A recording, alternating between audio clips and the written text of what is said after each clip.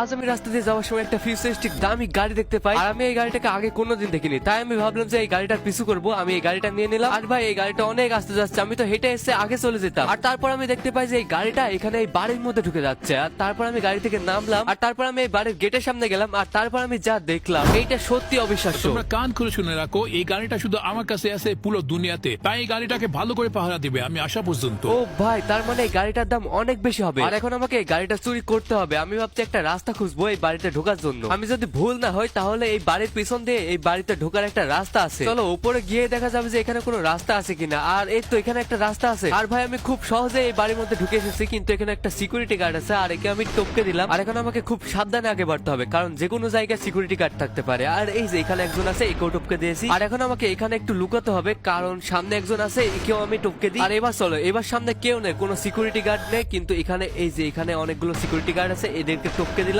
আর এই তো last guard ছিল, আমি তাকেও টপকে দিয়েছি। এখন আমাকে তাড়াতাড়ি গাড়িটা এখান থেকে নিতে হবে, আর এখান থেকে সরাসরি প্রোগ্রাম পরে যেতে হবে। আর ভিডিওটা ভালো লাগলে সাবস্ক্রাইব করো।